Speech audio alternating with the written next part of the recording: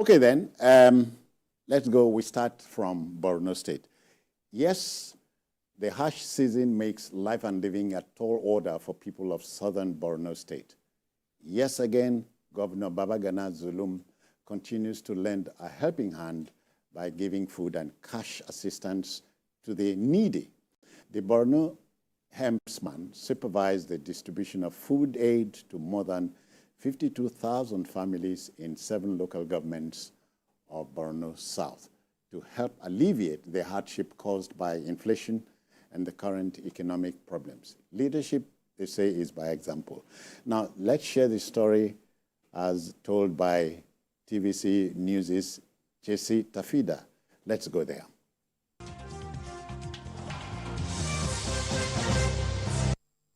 Zulum Palliative Program is an additional response to the economic hardships that Borno people are facing. About 53,000 homes from 7 local council areas will profit this time around. The program is being launched in the town of Biu. In continuation of our efforts to provide food and non-food items to the less privileged in the society. As I earlier mentioned, most of the local government areas in Southern Borno are not deeply affected by the insurgency. And that is why less effort is being made by the state government to distribute food items. However, because of the current food crisis that we are facing, government has decided to come in to the aid of the people and support them with food and non-food items. Therefore, I urge all of you to maintain law and order so that each and every one of you will benefit from this program. To increase agricultural productivity, another 100 million naira was given to 2,000 farmers. We thank God that the governor has done it very big. I think it's only Borno State that is visible in terms of this palliative, impactful palliative distribution. I hope the other states will also copy and because people need food right now. Residents of Biu, Shani, Chibok, Askiraupa, Kwayakusar, Bayo and Howell all benefited from the palliative program.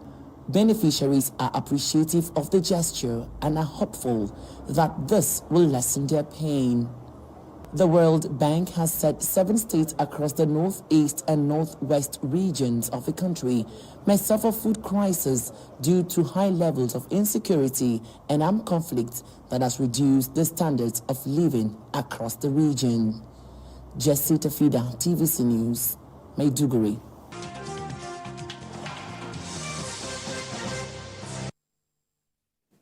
Well, Jide, each time you see this footage, you are wondering, how did we get here? But we are here. Thank goodness we know there's a way out.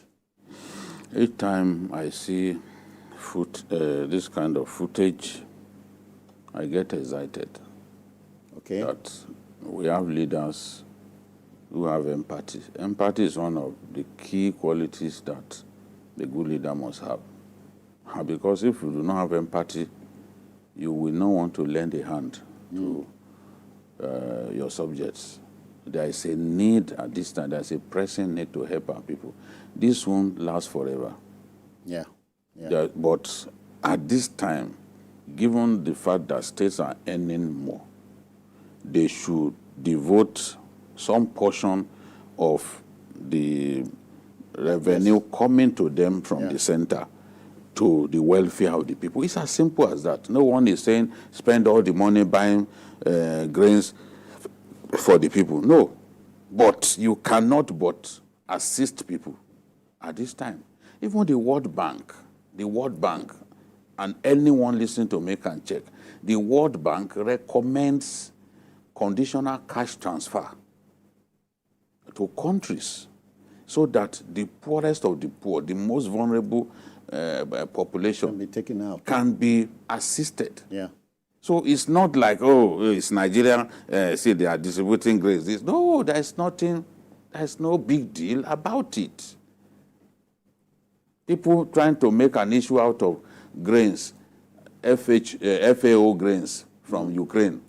you can only pity them because to them, they must reap political capital out of every issue. Oh, yeah. I mean, it's unfair. It's wrong. At least the gesture alone, that's talking about Ukraine. Food and Agriculture Organization, yeah, they are present in most countries of the world, if not all countries of the world.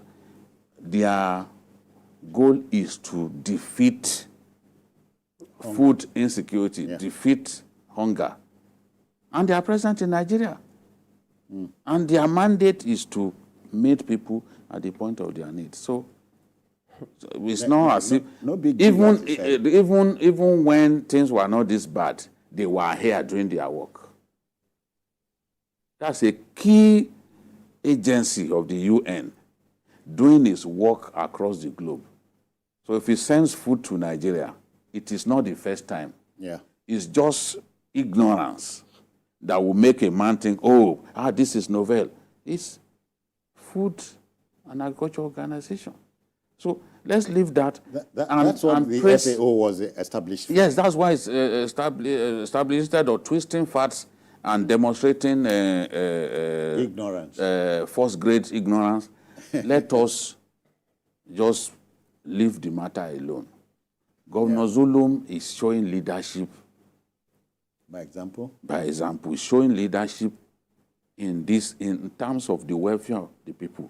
I've not seen a governor that bought electric cars and allowed people to take a ride in the electric car for 50 naira.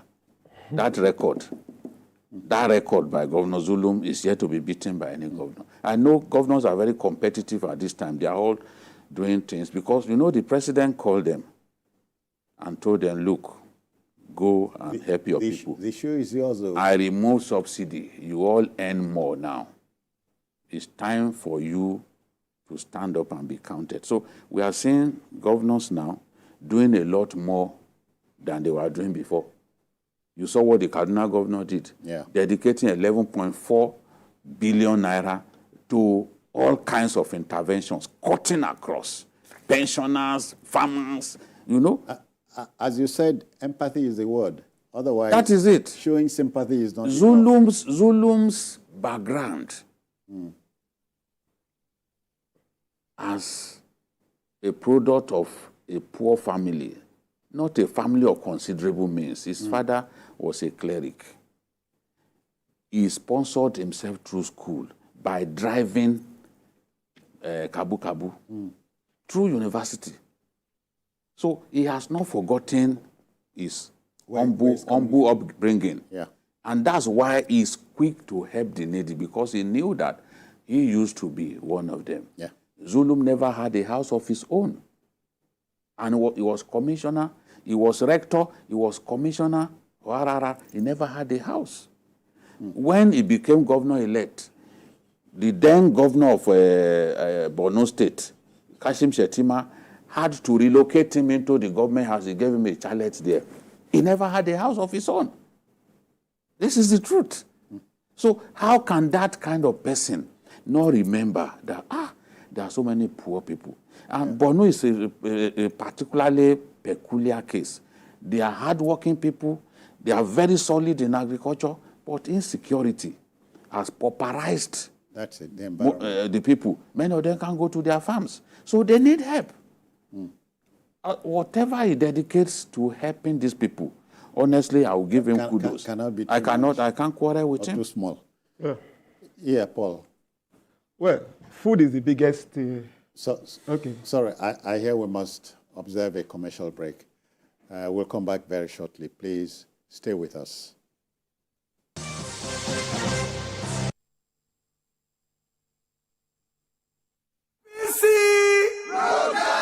APC Colloquium and Mega Empowerment Rally 2024. Theme: Deep Marginalization of Southeast and Integration to National Politics. Date: Friday 22nd March 2024. APC Colloquium at Anedo Hall, Nnewi, Anambra State. Time 10 a.m. Saturday 23rd March 2024. APC Mega Empowerment Rally 2024. Time 10 a.m. Venue: FC Ifeanyi International Stadium in Nnewi, Ozubolo, Anambra State. Special guest of honor: His Excellency Bola Ahmed Tinubu GCFR, President Federal Republic of Nigeria. Chairman of the event: Abdullahi Ganduje, APC National Chairman. Guest of honor: Senator Hope Uzodinma, Imo State Governor. Chairman, Progressives Governors Forum, and Chairman, Southeast Governors Forum. And Right Honorable Francis Waifuru, Governor of Ebonyi State. Keynote speaker: Professor Charles Esimonye, Vice Chancellor, Unizik Oka, powered by Senator Ifeanyi Uba. Announcer: APC Anambra State Chapter. APC Progress!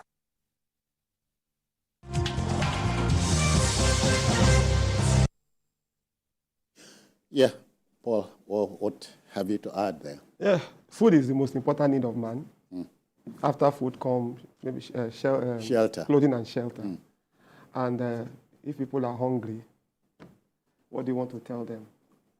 Build skyscrapers, build bridges. People are hungry. They say hunger, no, they hear. Exactly.